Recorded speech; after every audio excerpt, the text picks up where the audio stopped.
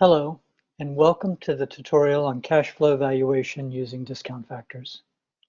In this tutorial, I will define what are discount factors and describe how they can be used by investors or borrowers to determine the fair market value of a bond or loan. Is this a fair trade? $50 today for $100 in 10 years?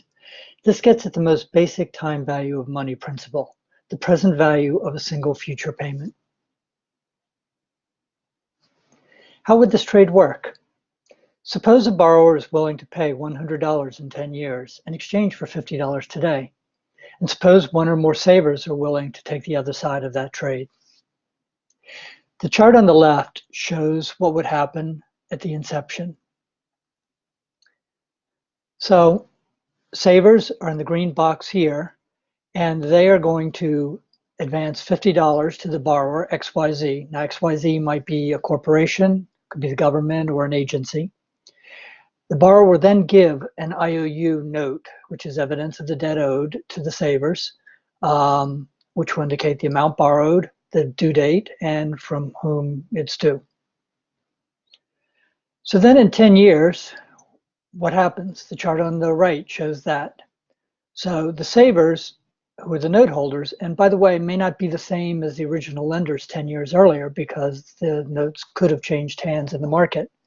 They will redeem their IOUs, return it to the borrower, XYZ, in exchange for what was promised, $100 in cash.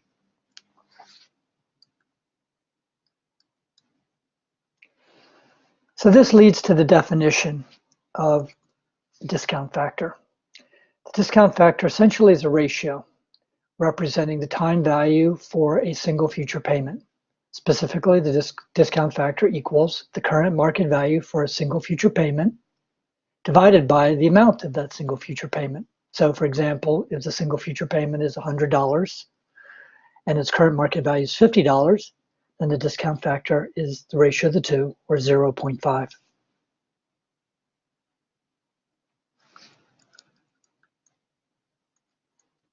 Now, discount factor is a function of maturity.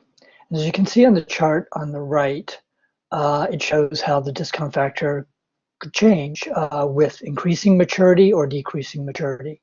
In general, we would expect the discount factor to be higher with lower maturities and lower with longer maturities. So as the maturity goes towards 50 years and beyond, the discount factor would approach 0.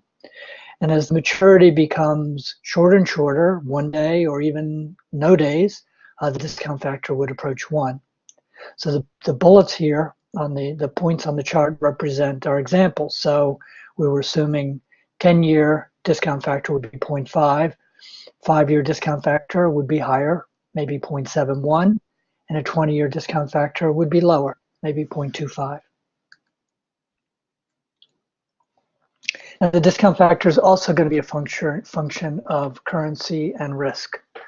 So let's think about currency. The discount factor for euro, even for the same maturity and from the same borrower, will be different in general, could be higher or lower than the discount factor for US dollar.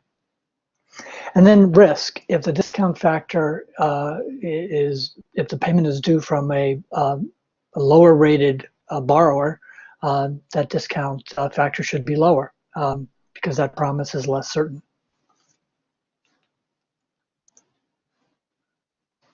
Now, discount factors are market prices. Market prices, just like any other market price. So if we're thinking about the price of oil, the price of FX, euros, or the price of our IOU, money is exchanged for some quantity of the item priced. So if we're talking about oil, and if oil is priced at $70 per barrel, the value of 30 barrels will be $2,100. 30 barrels times $70 per barrel. And if the dollar price for euro is 120, then the value of 30 euros will be $36. Similarly, if the dollar price for $1 in 10 years is 0.5, the value of $30 in 10 years will be $15.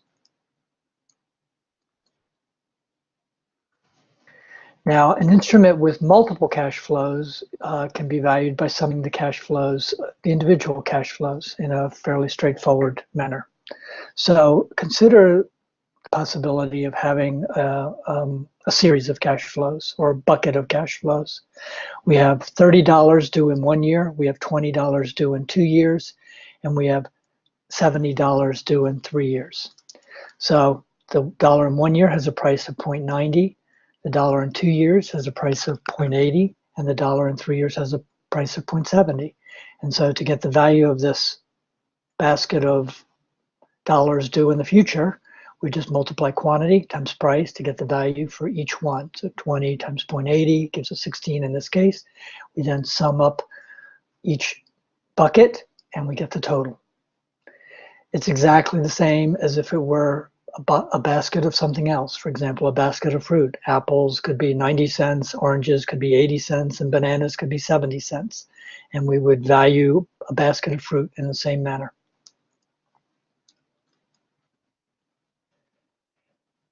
Now, given a full set of discount factors, we can calculate then the fair price for any fixed rate bond or loan. So for example, let's say we have the discount factors in the table below, going from year 1 to year 5 with these prices.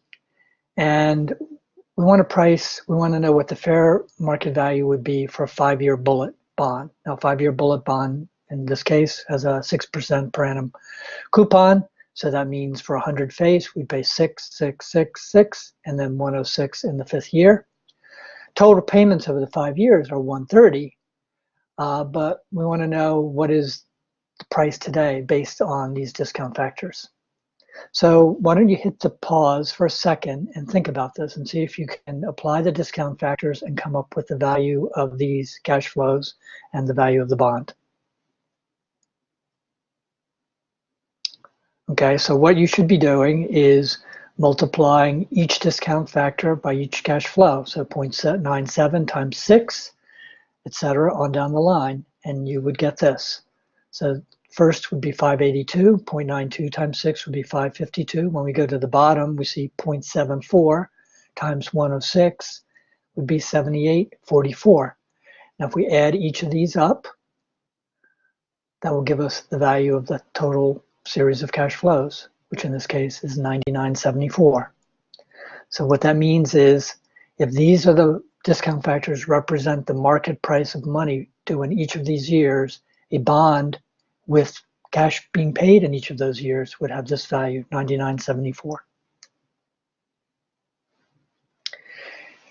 Now, the same technique using discount factors can be used to compare borrowing options. So suppose we're a borrower in this case, and we want to know which loan option is better. Now, these might be non-market loans, say private placement or financing offered by a vendor in a project.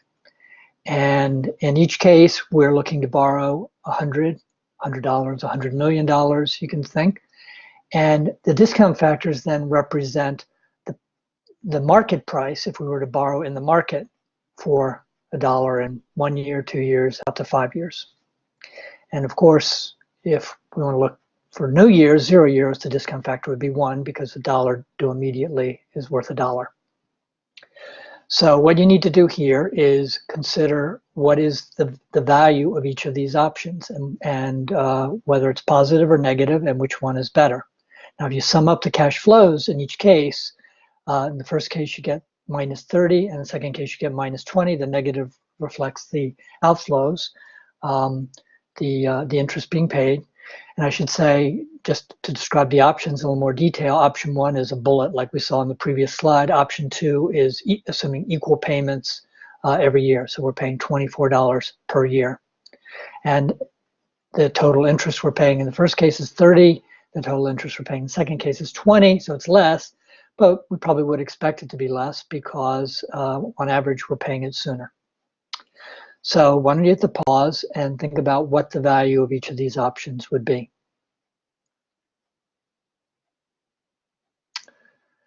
Okay, so we're doing essentially the same thing here that we did in the previous slide. So we're going to multiply the discount factor times the cash flow for each option. So if we're looking at option 1, 1 times 100 obviously is 100, 0.97 times minus 6 is minus 582, etc. down the line. We sum these all up, and it comes to a positive 0.26. So what that means is the value of the 100 that we received, the inflow, is worth a little bit more in present value terms than the value of all the outflows over the 5 years. So we're positive 0.26. And what that means is this is actually slightly better than the market. If these are the prices we would get in the market, whoever's offering us option 1 is offering us a slightly better deal.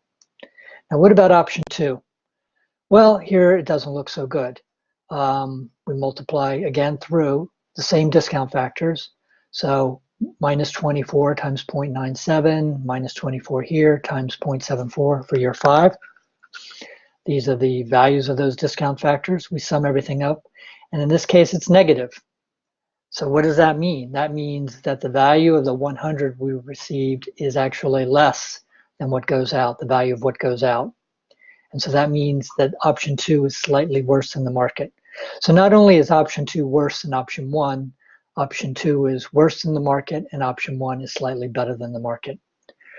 Now, it's important to remember that these discount factors aren't unchanging. Every day they could be different. They represent the market at a particular point in time. So for example, if the next day or the next month we had different discount factors and we were reconsidering the options, we might come to a different conclusion. So suppose the discount factors are now as follows with the green here. So they're the same in the first year, but they've gone up pretty considerably in the out years. So hit the pause and value each of these again and see which is better and if they're better than the market. Okay, so looking at option 1, multiplying minus, well, let's don't do that one because it's the same. The second one, minus 6 times 0.95 in this case, we'll get minus 570. We add all these up, and now it's negative. So remember before with the original discount factors, this option 1 was slightly positive. Now it's substantially negative. So essentially it's saying option 1 is a very bad deal relative to what would be available in the market as indicated by your discount factors. And what about option 2? Well, option 2 is also negative and worse than last time. But interestingly, option 2 is now better than option 1. So it shows that the order of the two options could change based on the discount factor. So in this case, we would reject actually both options. But if we had to pick one, we'd prefer 2 to 1. So that pretty much wraps up the session on using discount factors to value cash flows. Just to recap the major findings, discount factors are a price, the price for money due on a future date. Discount factors on different dates will of course have different prices, and we saw that in our examples. Discount factors will also depend on the currency and the borrower, the credit. And finally, we can look at this from either an investor point of view or a borrower's point of view, and we can use the discount factors to represent the value of inflows or the value of outflows, and we can use it as a borrower to compare borrowing options to each other as well as to what could be obtained in the market. So that's it. Thank you for listening.